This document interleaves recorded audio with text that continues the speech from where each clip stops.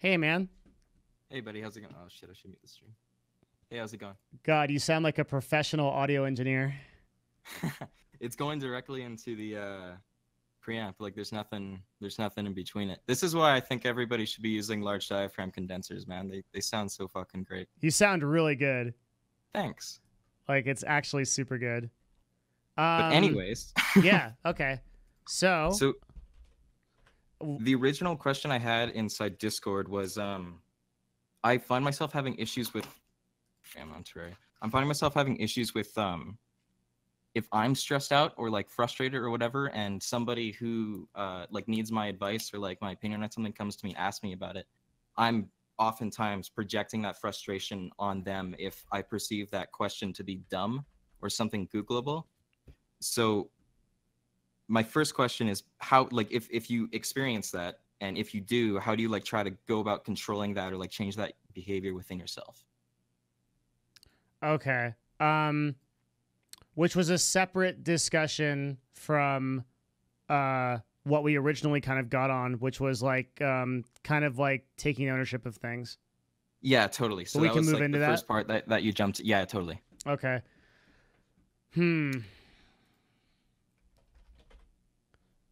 I'm pulling up my notepad here. Hang on. Yeah, me too. I right. wrote down some stuff.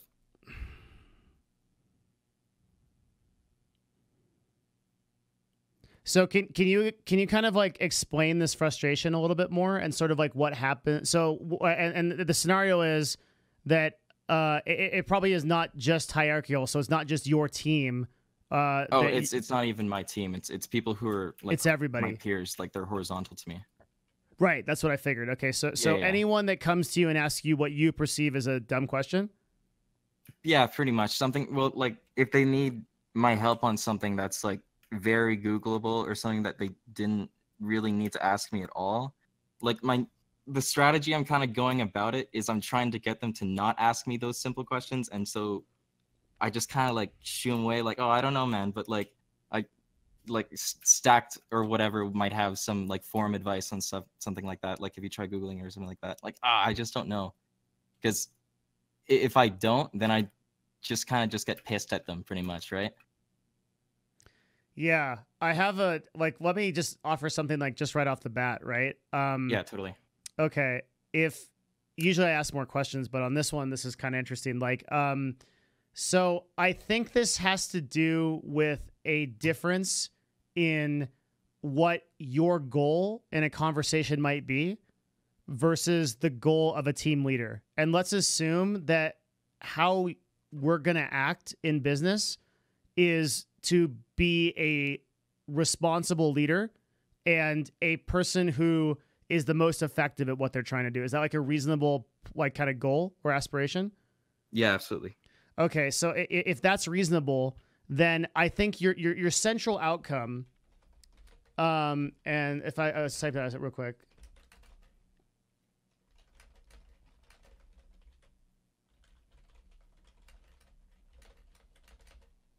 Now, to clarify, I don't like shy away or shoo away like good questions. It's stuff I like, understand.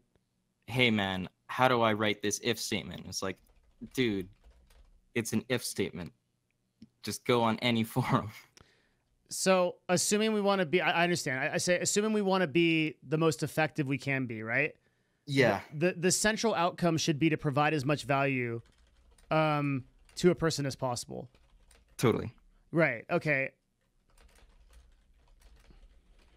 And the question, so here is what I would suggest. I think there's a time and place where answering those questions and providing value is good, and a time and place when it's bad. And your outcome should be, when you're adding value, that you should be able to give them a more in-depth and better answer than Google can, even for a simple question. So yeah.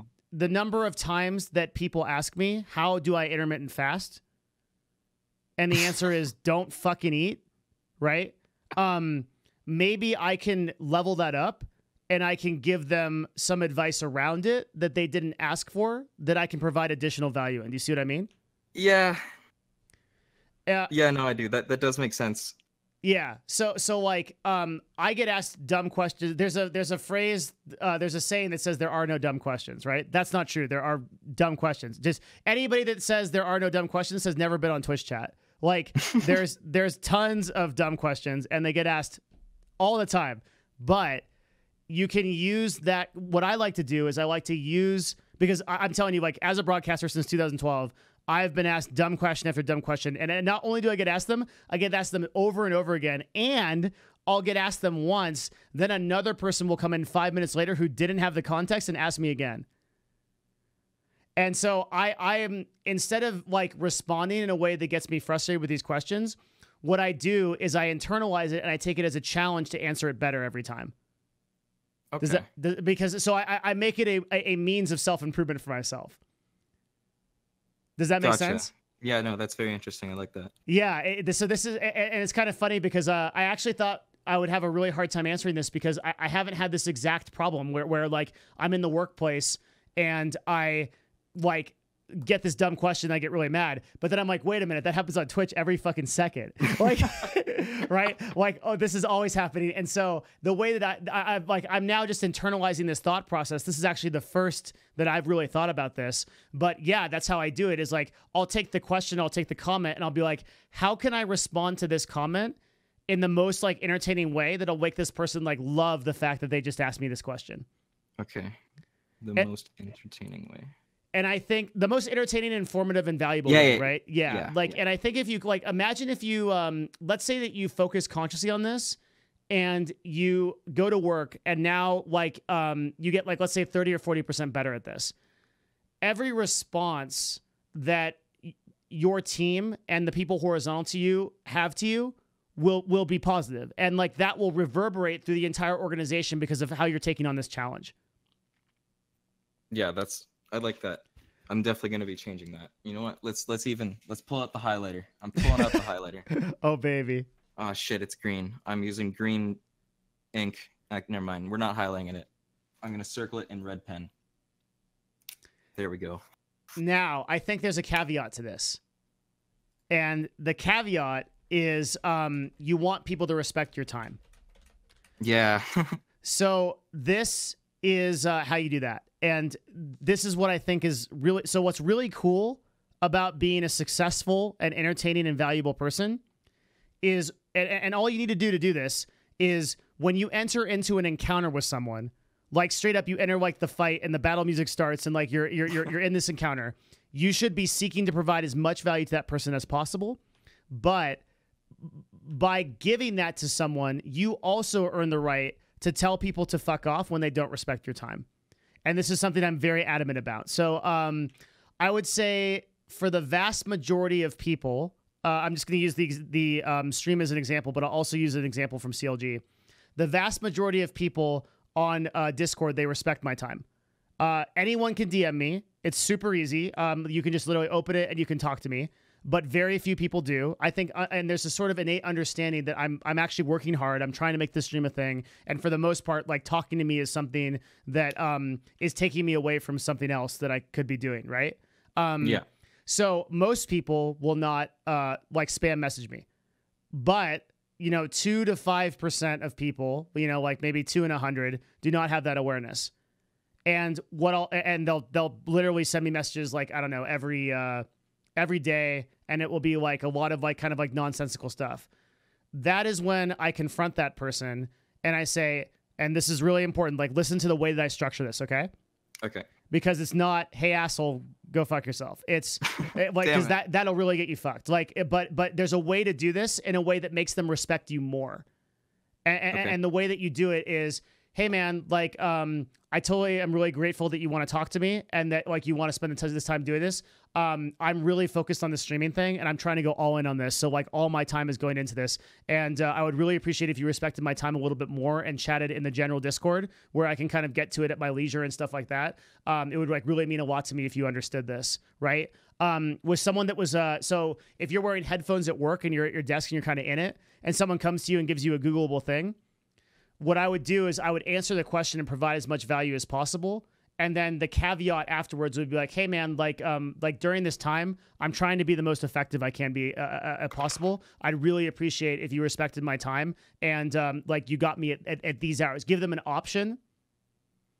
Give them like a time where they can reach you. Like, don't just shut them out, because that sucks. If you're just like, hey man, I would really appreciate if you respect my time and just leave me alone. Yeah. In my particular situation, that's probably not entirely realistic to do that. Why so? Because shit, I basically don't do anything anymore. My job right now, I'm being replaced by 2 and then another person in like about a month. Mm-hmm. And so my job right now is just to teach them what I'm doing and then answer their questions. So I'm really not doing much. I'm just there to basically answer their questions, and then I have to do this other coding shit for a different department. But that's not my real job. That's just shit I'm doing for another department. So that's taking up a lot of my time, I suppose. But my main job is to be there to answer those questions. But on that note, speaking with my supervisor, he also is directing me to not baby them with the Googleable shit as well. Okay. That's context that I should have asked about. Okay. Why is it important to you, with a month on the time frame of this job, to like sort of like honor this? Like, I've also in your Discord chat, you were like really passionate about, or it seemed to be like you were passionate about like doing this well. But you seem like you're kind of like on your way out. Like, what's the sort of objective there? Well, I have had this unique opportunity to have like a pseudo leadership position where I have like really no actual accountability or responsibility, but people are still like just giving me this role essentially. So I really wanted to take advantage of that learning position. And even though I have a month left, I still, want to give the company all of my effort and all that. They're paying me decent. They're treating me well. So I want, until the day I leave, I'll fucking give them my all. That's really cool. Okay. Yeah, the way I would utilize it then is as a battleground to kind of hone your skills, right? Yeah. And I would also say that if people are coming to you with really simple stuff and you're being encouraged by your supervisors to deviate them from those paths, a really good thing to do is to guide them through the process. And then, so if you'll notice, like for every one of my talks, like one of the things I do is like, I'll guide them through some actionable things to do. And then I'll be like, hey, come back to me. Yeah. Right. That. Like, right. Yeah. So like, hey, come back to me in like 2 months. Let me know what happened with this. Right. And then what that does is it kind of gives you permission for them to sort of, so what I would say is, oh dude, this is a big meme. Empower them instead of like shutting them out, right? So like what you do is you say like, okay, like let me guide you through the process, and then like, hey, for the next like 2 or 3 problems that you have like this, like do them this way, and then come back to me and tell me how it went. Right. So invest a bit more time on like the first question, and then kind of just give them the tools to analyze that themselves, and maybe get them to think about when they get to one of those questions is like, shit, I could figure this out on my own. Yeah, but there's another step in it, which is that you actually actively encourage them to come back to you and to learn this on their own. So like you almost like you're giving homework or an assignment, right? And by the way, what this also does is this sets you up as a leader, because leaders talk like this. Right. Do you see what I mean? Like, yeah, suddenly they're reporting to you. Yeah, without even knowing sort of it, thing. And they won't even mind, because they'll think it's super cool. Like so I would tell this to people that I worked for, like people would come to me and they would be like, hey man, like I need to like know this simple thing. It's like, okay, well let's go through it together, and then like, hey man, can you come talk to me tomorrow and tell me how that went? And they'll be like, yeah, of course. And they'll come back and they'll have a conversation about it. And like before, like managers and C-level executives that are walking by look for that stuff all the time. One of the things that I learned, one of the most valuable things I learned from being a C-level executive, and that I couldn't have possibly got, like it was only in CLG that I learned this, because I was running a 100-person company, right? Right.